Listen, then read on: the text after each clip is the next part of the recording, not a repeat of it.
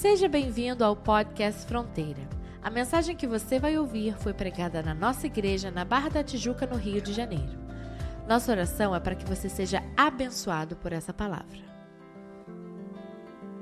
Sempre que é uma data como Dia das Mães, Dia dos Pais, aniversário de casamento, Natal, Ano Novo, em geral a gente para um pouquinho para considerar algumas coisas. Com certeza hoje é um dia que muita gente está viajando, é um dia que muita gente acabou passando o dia comemorando. Muita gente também, acredito eu, tenha chorado, lembrado das mães que não estão mais presentes, daquelas pessoas que foram tão importantes, mas que hoje não estão mais. Mas a verdade é que há sempre motivos para, ao longo da vida, a gente repensar um pouquinho as nossas prioridades. Aquilo que é importante. As pessoas que são importantes. Aquilo que a gente, de fato, precisa priorizar ao longo da vida. E hoje eu queria pensar com vocês sobre um texto, na verdade, é uma passagem linda de Eclesiastes, capítulo 9.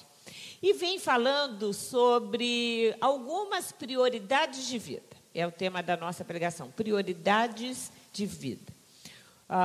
E esse texto é tão claro, esse texto é tão direto. São versículos que meus pais me fizeram decorar quando criança, um pouquinho diferente do que a gente tem aqui na NVI, mas que servem para mim como... que vão pautando um pouquinho a nossa vida. Eu queria pensar, mesmo que rapidamente, sobre eles. Eclesiastes 9, nós vamos ler do 5 ao 10. 5 a 10. 5 versículos somente. A Bíblia diz assim: os vivos sabem que morrerão, mas os mortos nada sabem. Para eles não haverá mais recompensa e já não se tem lembrança deles. Para eles o amor, o ódio e a inveja muito desapareceram. Nunca mais terão parte em nada do que acontece debaixo do sol. Portanto, vá, coma com prazer a sua comida e beba o seu vinho de coração alegre, pois Deus já se agradou do que você faz. Esteja sempre vestido com roupa de festa e unja sempre a sua cabeça com óleo. Desfrute a vida com a mulher a quem você ama, todos os dias desta vida sem sentido que Deus dá a você debaixo do sol. Todos os seus dias sem sentido. Pois essa é a sua recompensa na vida pelo seu árduo trabalho debaixo do sol. O que as suas mãos tiverem que fazer, que o façam com toda a sua força. Pois na sepultura para onde você vai não há atividade, nem planejamento, não há conhecimento, nem sabedoria. É claro que esse texto tem alguns versículos lindos antes, lindos depois, mas nós vamos nos ater a esses 5 versos, que são tão interessantes e tão profundos. Começa dizendo já o versículo 5, os vivos sabem que morrerão. Essa é a grande certeza da vida. A gente não sabe quando vai acontecer. A gente não sabe de que modo vai acontecer. Nós que somos crentes, oramos para que Jesus volte com a gente ainda vivo para a gente ser arrebatado. Mas a verdade é que, se há uma certeza, é que nós vamos morrer. Ninguém tem dúvida disso, a despeito da gente não pensar nisso. É a grande certeza da vida. Quando a gente nasce, a gente não sabe com quem vai casar. Quando a gente nasce, a gente não sabe qual é a profissão que a gente vai ter. Tem muitas certezas que a gente... muita coisa que vai acontecendo ao longo da vida e que você não planeja. Eu não planejei ter meus filhos morando no exterior e passar os dias das mães, os dias, literalmente, né, das mães longe deles. Não foi um planejamento meu, aconteceu. Minha mãe certamente também não planejou morar num país e eu em outro depois que me casar, mas aconteceu. Então, há muita coisa que a gente não sabe e que a vida nos traz. Há muita coisa que a gente não planeja, ou que a gente planeja e não acontece, ou que a gente não planeja e acontece, mas se tem uma certeza que se Jesus não voltar antes, todos nós vamos morrer. Todos nós vamos. Os vivos sabem disso. Ponto. Mas também o texto segue lá em Eclesiastes 9:5, diz assim, que nada alcança mais aqueles que morreram. Eles já decidiram sobre a sua eternidade. Mesmo no livro de Eclesiastes, diz para nós que a nossa alma é eterna. Há uma eternidade na alma, no coração do homem. Mas é muito interessante que nós vivemos aqui 70, 30, 60, 100 anos, cento e pouco para aqueles que têm uma longevidade mais longa, e a gente vive aqui para decidir aonde a gente vai passar a eternidade. Mas uma vez que uma pessoa morre, a eternidade dessa pessoa já está decidida. Não tem mais rogo, não tem mais missa, não tem mais oração, não tem mais clamor. Acabou. A decisão já foi feita pela pessoa que morreu. Aí tem gente que diz, mas vou orar para que a minha mãe, o meu pai, o meu avô, meu tio, meu irmão saia daqui e vá para lá. Não, isso não existe mais. Não existe mais a possibilidade. Porque enquanto nós estamos vivos, e esse texto de Eclesiastes 9 fala exatamente isso, coisas que você precisa pensar e fazer enquanto está vivo. Enquanto está vivo. Eclesiastes 9:5. Os vivos sabem que morrerão, mas os mortos nada sabem. Para eles não tem mais recompensa. Já não se tem lembrança deles. A gente lembra, mas eles já foram apagados. Não há mais o CPF, não tem mais conta bancária, não tem mais a placa na porta do escritório, não tem mais nada. Já não se tem mais lembrança, já não se tem mais memória. E eles também não lembram mais da gente. Acabou. Não haverá mais recompensa. Não há nada que a gente possa fazer para melhorar a vida deles, para piorar a vida deles. Nada. Em compensação também, tudo que sofreram já não alcança mais. Tudo aquilo que foi feito contra eles, todo o sofrimento que eles tiveram aqui, se estão no céu, já não alcança mais. Então, o texto diz, para eles o amor, o ódio, a inveja, há muito desapareceram. As emoções humanas. Tem gente que fica assim, minha mãe está vendo lá e está feliz com isso que aconteceu. Não, a mãe não está vendo nada, não está feliz com nada. O amor, a alegria, o ódio, a esperança, acabou. E a Bíblia é tão clara, nunca mais terão parte em nada do que acontece debaixo do sol. Tem coisa mais clara do que isso na Bíblia? Para aqueles que ficam pensando, porque hoje muita gente fica pensando, mas a minha mãe, hoje é um dia que eu tenho certeza que ela está lembrando de mim, que ela está fazendo isso, ou uma pessoa que você ama. Quem morreu não toma mais parte em nada do que acontece nessa vida. Isso significa que para nós que estamos vivos, que a gente precisa pensar mais na morte. Se é a única certeza que a gente tem, a gente precisa pensar mais na morte. Essa semana, com a operação do Álvaro, eu louvo a Deus porque o Álvaro é assim, sempre muito correto, sempre muito detalhista em tudo. E eu confesso a vocês que fiquei tensa, porque ele é daquele tipo que sentou comigo e falou, olha, isso é o que a gente tem nesse banco, está aqui, está cá, não sei o que, se alguma coisa me acontecer. E eu quase que não dormi à noite, porque aquela sensação, eu falava para ele, mas não vai acontecer nada. Mas se ia acontecer, você sabe, isso aqui é o meu seguro, não sei o que, eu tenho auxílio disso, auxílio daquilo. E aí eu fui ficando com a cabeça cheia, falei para ele, pelo amor de Deus, não vai acontecer nada. Mas, porque em situações como essa, de uma operação, eu também já passei por algumas, já fiz 8 operações. Na hora que você está indo para uma mesa, para um centro cirúrgico, e você sabe que em algum momento você vai entrar numa anestesia para uma operação que vai levar 4 horas, 5 horas, 6 horas, 2 horas, seja o tempo que for, pelo menos eu que sou crente, eu entrego tudo na mão de Deus. Entrego os meus filhos, oro por tudo. Enquanto a anestesia está sendo dada, eu falo, Senhor, me leva para o céu. Senhor, se eu não voltar, eu quero estar no céu. Porque naquele momento você considera, você sabe quais são as possibilidades. Mas a verdade é que ao longo dos dias, a gente se esquece disso. Voltar para casa é normal para a gente. Tem muita gente que não volta. Sair de uma mesa de operação bem, graças a Deus a gente agradece, mas tem muita gente que não sai. Tem muita gente hoje que está no cemitério. Tem muita gente hoje que está lamentando a morte. Olha a aflição que está acontecendo no Rio Grande do Sul. Eu não sei se vocês ouviram o relato de um menino que estava esperando literalmente no telhado da casa, a água subindo, chegou uma hora que a casa caiu, ele foi levado pela correnteza junto com o avô e a avó, os três conseguiram se agarrar numa árvore, nisso veio uma outra avalanche de terra e casas, não sei o que, se soltaram dali, ele e o avô conseguiram se agarrar numa árvore, o avô agarrando ele tentando agarrar a avó, e a avó tentando agarrar, de repente o galho que ela estava se quebra e ela saiu pela correnteza. O menino ainda tentou pegar ela, não conseguiu, o avô puxou, e os dois ficaram quase 3 dias lá sem água, sem comida, com aquela água suja, né? Mas assim, sem água, estavam 3 dias sem comer nada em cima de uma árvore, e foram resgatados. A avó, claro, até hoje não foi achada. Quem que imaginava?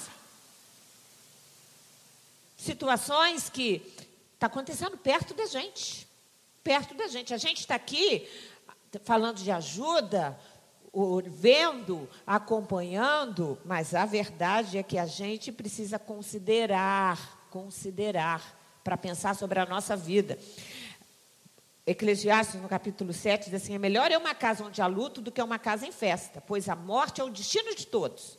E os vivos devem considerar isso, ou levar isto a sério. Se tem uma coisa que a gente precisa levar a sério, é a existência da morte. Se tem uma outra coisa que a gente precisa também considerar, é o inferno.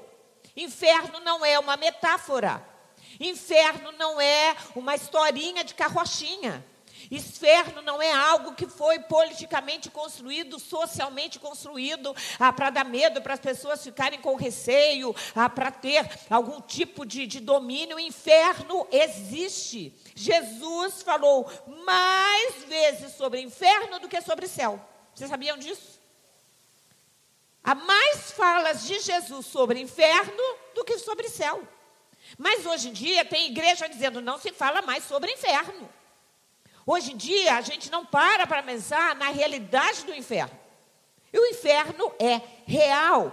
Uma das palavras de Jesus está lá em Marcos. Ele diz assim: se a sua mão fizer tropeçar, corte a sua mão. É melhor entrar na vida mutilado do que tendo 2 mãos ir para o inferno. Onde o fogo nunca se apaga, onde o seu verme não morre e o fogo não se apaga. E se o seu pé o fizer tropeçar, corte-o. É melhor entrar na vida aleijado do que tendo os 2 pés e ser lançado no inferno, onde o seu verme não morre e o fogo não se apaga. E se o seu olho fizer tropeçar, arranque-o. É melhor entrar no reino de Deus com um só olho do que tendo 2 olhos ser lançados no inferno, onde o verme não morre e o fogo não se apaga. Está dizendo do céu que é uma realidade, embora aqui, o corpo humano, quando uma pessoa morre, vai sendo comido por vermes, o que a Bíblia está dizendo é, no inferno, a consciência da pessoa está ali, não vai ter morte física, porque a morte espiritual já aconteceu. O inferno é real. O inferno, as pessoas vão estar conscientes. No inferno é pela eternidade, aonde o verme não morre, aonde o fogo não se apaga. Um remorso constante, porque eu tive a oportunidade de ir para o céu e não quis. Por isso que Jesus diz lá em Mateus 10, não tenham medo dos que matam o corpo, mas não podem matar a alma. Antes tenham medo daquele que pode destruir tanto a alma quanto o corpo no inferno. Mais uma palavra de Jesus. A gente, às vezes, fica mais preocupado com coisas que vão complicar, às vezes, ou satisfazer o nosso corpo, mas a gente se esquece que a gente tem que estar muito mais preocupado com aquilo que vai levar a nossa alma ao inferno.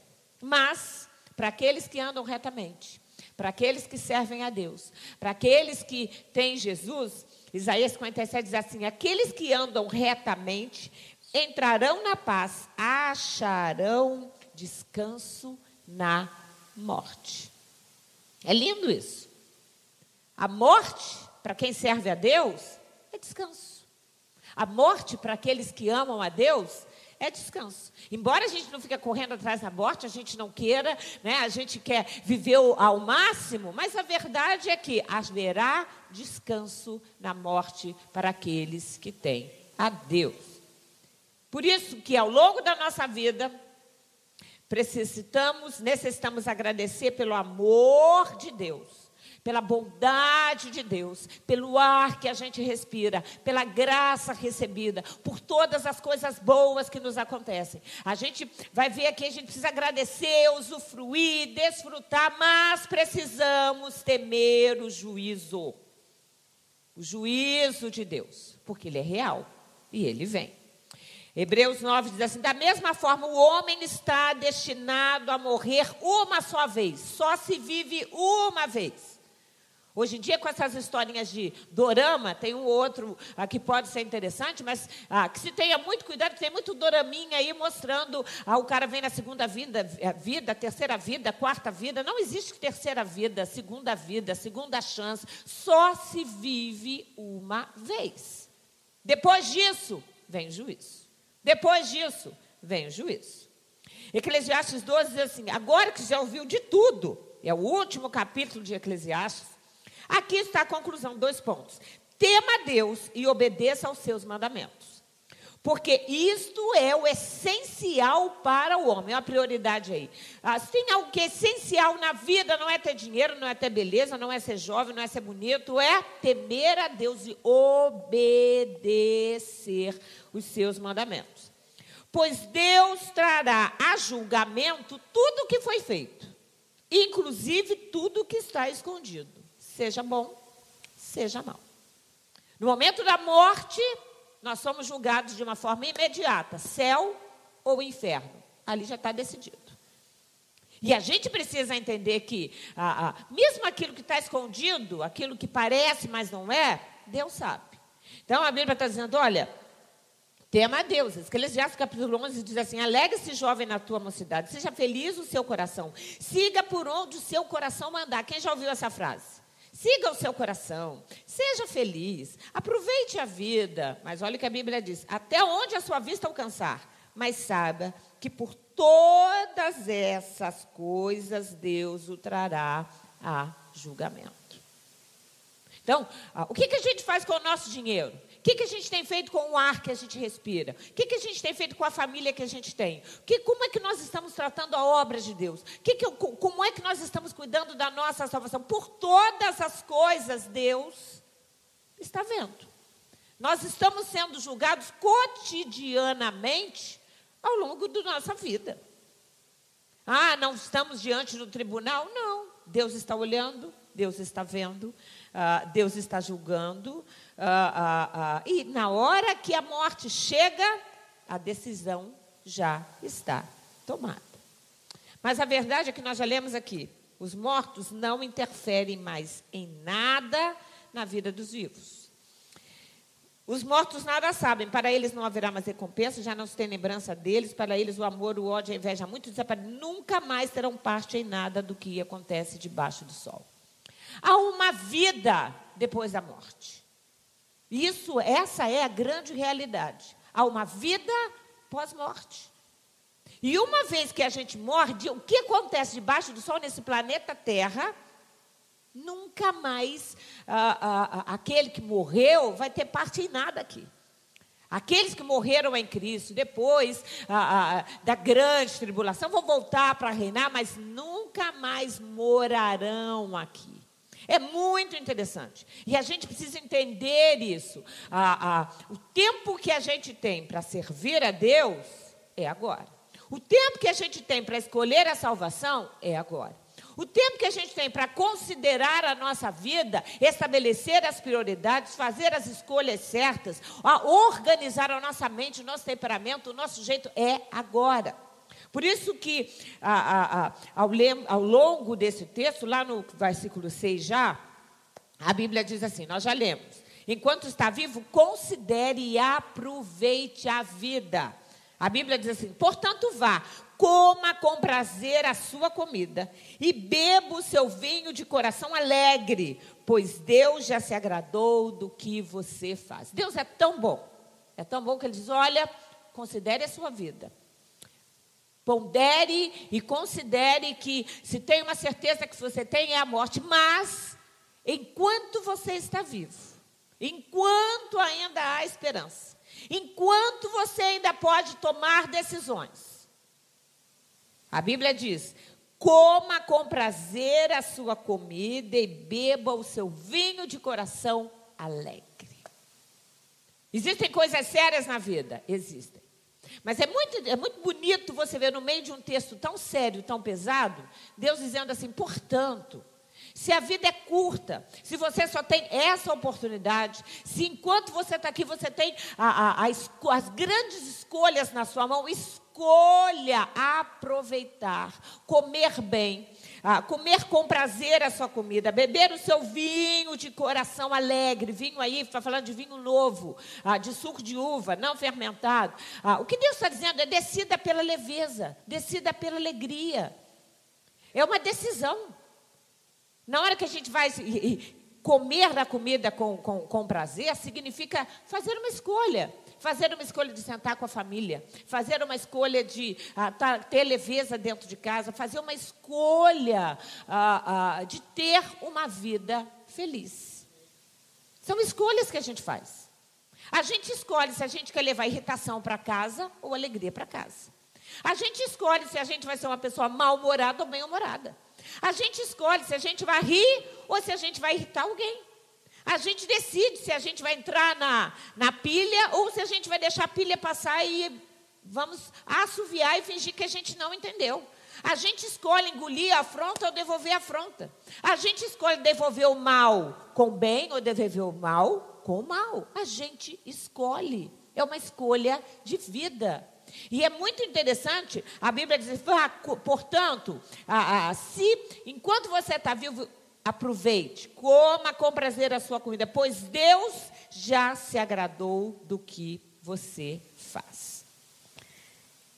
E aí, enquanto você vive, se tem uma pergunta que a gente precisa fazer: Deus se agrada de mim? Porque comer o pão com alegria, ter uma vida de leveza, é condicionante. Portanto, pois Deus já se agradou do que você faz. A verdade é: quem não agrada a Deus vai ter dificuldade de ter leveza na vida. Quem não agrada a Deus, nada vai dar certo. Pode ter dinheiro, mas não é feliz. Pode ter coisas, mas não realizam. Pode ter família, mas não tem afeto. Pode ter cama, mas não tem descanso, não tem sono. Você entende a diferença? A verdade é que ter essa qualidade de vida, e não é isso que a gente busca, não é isso que todo mundo busca, qualidade de vida. A qualidade de vida passa por ser uma pessoa que agrade a Deus, por obedecer a Deus, por servir a Deus. Então, é muito interessante que tem muita gente, por isso que a Bíblia diz: olha, às vezes você tem legume no prato, mas tem alegria na mesa.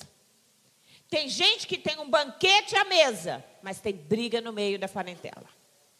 Hoje foi um dia que muita gente sentou em mesas muito fartas, com muita confusão.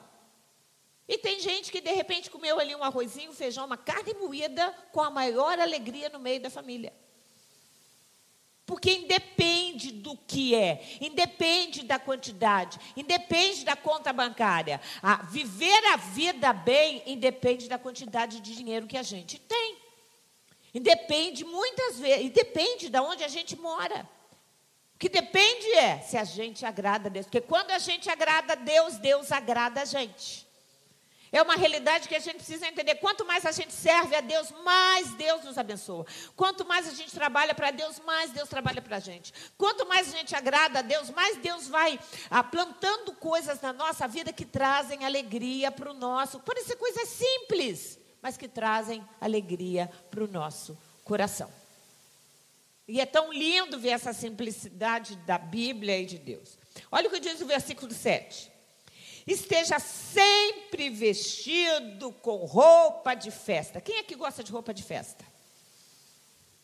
Roupa de festa para muita gente é aquela roupa, né? A gente fala roupa de festa, a pessoa já pensa em longo, casamento. Giselda certamente está pensando em brilho, né? Roupa de festa, aquela roupa que a gente guarda para a festa. Não é roupa de todo dia. Mas é interessante porque esse texto pode ser lido dentro de duas vertentes. A primeira é exatamente essa. Roupa de festa, decidir usufruir dos dons divinos. Usufruir do afeto, da saúde, dos bens adquiridos. Sabe, tem gente que fica guardando. A Bíblia está dizendo, olha, esteja sempre vestido de roupa de festa. Significa que a gente vai usar aquilo que a gente tem. Isso significa que a gente vai tirar do armário aquela monte de tranquilaria que a gente fica guardando para um dia especial e vai usar no dia a dia. Isso significa que a gente vai estar bem vestido em casa, não está vestido com aquela camiseta de propaganda, não está vestido com uma roupa furada. A gente vai, mesmo em casa, estar sempre vestido de roupa de festa. Mas há uma outra tradução desse texto, que eu acho linda também. Essa é bonita, roupa de festa. Então, imagina a gente chegando todo dia na sua casa e você está sempre arrumado, elegante, bem disposto. Olha, porque ninguém vai para uma festa mal-humorado. Se for para festa mal-humorada, é melhor ficar em casa. Ninguém vai para a festa irritado, senão não vai deixar de ser festa. Concorda comigo? Então, viver a vida em festa, fazer do seu cotidiano, no máximo que você pode fazer, viver em festa. Mas eu tenho problema. Eu também. Mas a gente tem um Deus que é Senhor sobre todas as coisas. Mas eu tenho contas para pagar. Eu também. Mas a gente tem um Deus que na nossa fidelidade a gente sabe que Ele vai suprir todas as coisas. Mas eu tenho um monte de coisa para pensar que me tiram o sono. Eu também. Mas a Bíblia diz, em paz me deito e logo adormeço, porque só Tu, Senhor, me fazes dormir em segurança. E essa é a grande diferença quando a gente tem Deus. Ele promove a festa. Ele é a alegria. Mas há uma outra versão, na versão de Almeida, que diz assim, em todo tempo sejam alvos os teus vestidos. Almeida atualizado diz, em todo tempo sejam alvas as tuas vestes. Ou em todo tempo vista-se de roupas alvas. É uma outra versão desse texto, que para mim ela é aquela que eu decorei quando criança. Cansei de ler lá e deve ter feito a mesma coisa. Alguém fazia aniversário, aí você oferecia um versículo e você dizia, né? Em todo tempo sejam alvas as tuas vestes e nunca falte o óleo sobre a sua cabeça, que é o complemento desse versículo. Vestes alvas, vestes brancas. O pecado na Bíblia é visto como, ou é retratado como nódoa, como trevas e como sujeira. Por isso que a Bíblia diz, aquele que é limpo, limpe-se mais ainda. Nós estamos vivendo essa fase. Nós estamos vivendo aquela fase de quem é limpo, limpe-se mais ainda, porque quem é sujo está se sujando cada vez mais. Basta ver o tipo de show que a gente tem visto aí pela mídia, o tipo de posicionamento das pessoas. Quem é sujo, caráter sujo, visão de mundo suja, que gosta da podridão, da sujeira, cada vez tem se sujado mais. Em compensação, nós que somos limpos, fomos lavados e purificados pelo sangue de Jesus, nós precisamos estar numa vida cada vez mais limpa diante de Deus. Por isso que as nossas vestes têm que ser limpas. Quando aceitamos a Jesus, precisamos nos despir do velho homem. Apocalipse 3 fala assim. Aí em Sardes, é uma das igrejas, a igreja de Sardes, uns poucos que não contaminaram as suas vestes. Jesus ali está falando, porque esse é um texto, o próprio Jesus está falando para João, está dizendo, olha, na igreja de Sardes tem algumas pessoas, alguns poucos que ainda não contaminaram as suas vestes. Eles andarão comigo, vestidos de branco, pois são dignos. O vencedor será igualmente vestido de branco. Estar o tempo inteiro com as vestes alvas, com a veste branca, é preciso cuidado. Quem aqui trabalha de branco, ou no dia que você veste branco, a impressão que dá é que qualquer coisinha é suja, né? Porque o branco, qualquer sujeirinha, qualquer nódoa, qualquer mancha vai aparecer.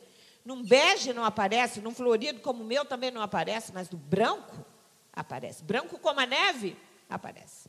O que a Bíblia está dizendo para mim e para você, Elaine, esteja o tempo inteiro com as suas vestes brancas. Esteja o tempo inteiro preparado, porque na hora que o noivo chegar, só aqueles que estiverem com as vestes brancas, adornados, preparados, sem pecado, sem mancha, sem ruga, nem mácula, nem coisas semelhantes, é que vão estar prontos para entrar no céu. E essa é uma realidade que a gente precisa viver. Mas o texto segue de Eclesiastes 9, né, versículo 8.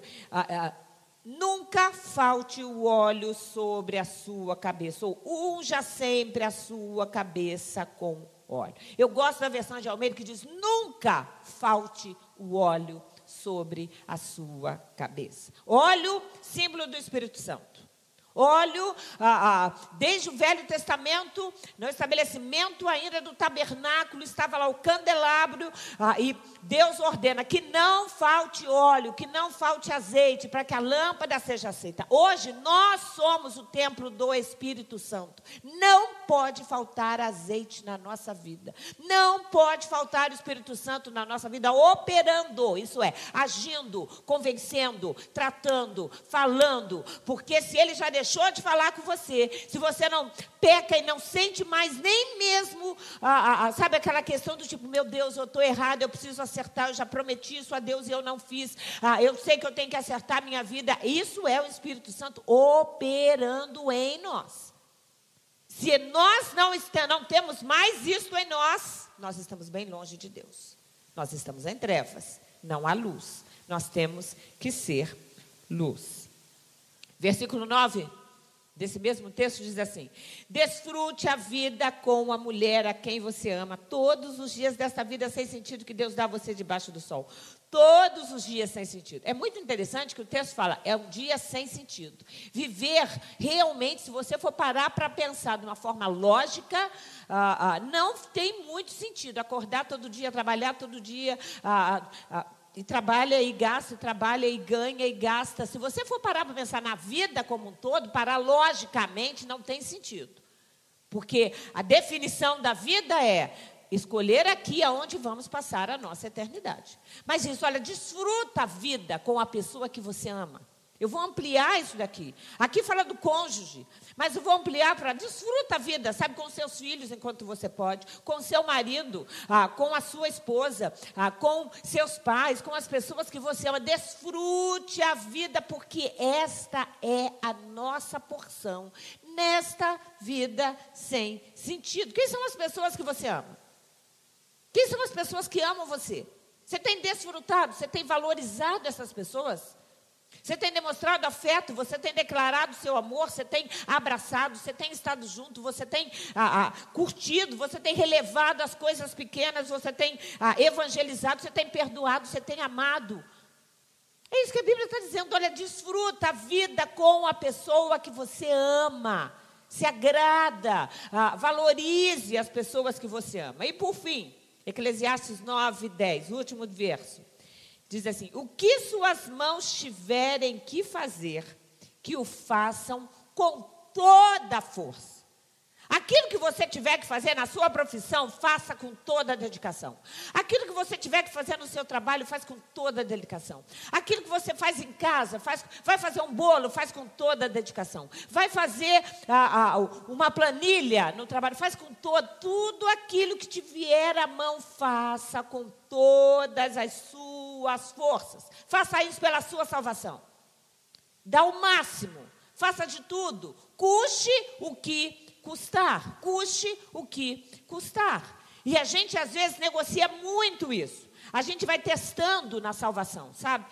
Eu fico pensando numa pessoa, por exemplo, que está casada, e de repente o cônjuge pega assim, você tem algumas tarefas para fazer, e aí imagina a pessoa casada virando para o cônjuge falando assim, se eu não levar hoje o lixo lá fora, você vai se divorciar de mim? Aí se eu não lavar a louça, você vai se divorciar de mim? E se eu não passar roupa, se eu não cuidar dos filhos, se eu decidir não trabalhar, se eu assistir uma pornografia sem te trair, você vai se divorciar de mim? Um cônjuge um dia vai falar, não, tudo bem, Não, tudo bem. Pornografia eu não sei, né? Mas o resto, não, tudo bem. Não é por conta de um lixo que eu vou me divorciar de você. Não é por conta de não lavar uma louça que eu não vou me divorciar de você. Mas você gostaria de fato de ser casado com uma pessoa assim? Que fica testando você até o limite para saber assim, até onde ele pode errar para você não divorciar? Mas a gente não faz isso com Deus? Ah, Senhor, será que eu preciso mesmo vir para a igreja? Ah, será que eu preciso mesmo dizimar? Se eu não dizimar, será que eu vou perder o céu? Será que se eu não ofertar, será que Deus vai tirar o meu fôlego? Não tem gente que pensa assim? Poxa, eu pequei e não caiu um paralelepípedo na minha cabeça. Eu acho que não tem problema, não. Muita gente lida com Deus e com a salvação de uma forma de teste. Não teste até onde você pode pecar ou errar. Não brinque com salvação. Não brinque com o tempo. Ah, eu vou ficar aqui só mais um pouquinho, depois eu volto. Ah, eu estou aqui, mas eu estou de olho lá na igreja. Então, assim, eu estou fazendo aqui as coisas erradas, mas eu estou de olho lá. Se pegar aqui, eu já sei para onde correr. Será que vai dar tempo? Será que vai dar tempo? Se as mãos tiverem que fazer, façam com toda a força. Para os outros, abraça, beija, diz que ama, invista no afeto, converse para Deus. Devocional, Bíblia, obediência, subserviência, faça para o reino, faça para Deus. Tudo que vier às suas mãos, a minha mão que a gente faz. Porque para onde a gente vai?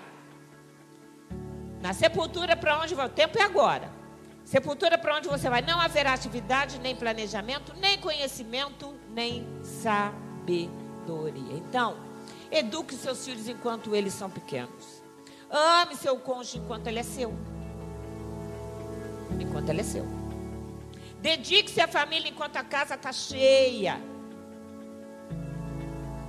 Seja exemplo no trabalho. Busque a Deus enquanto está vivo.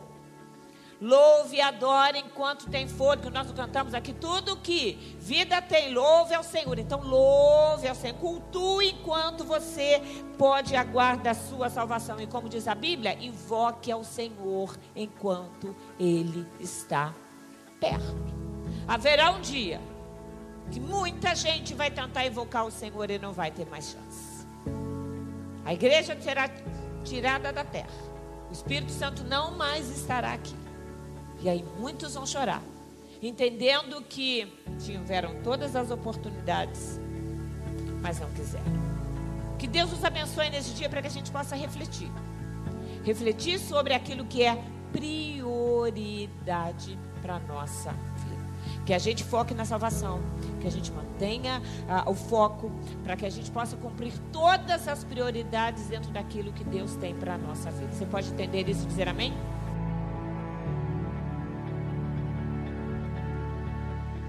Se quiser saber mais sobre nós, visite nosso site fronteira.church ou baixe nosso app Fronteira. Que Deus te abençoe.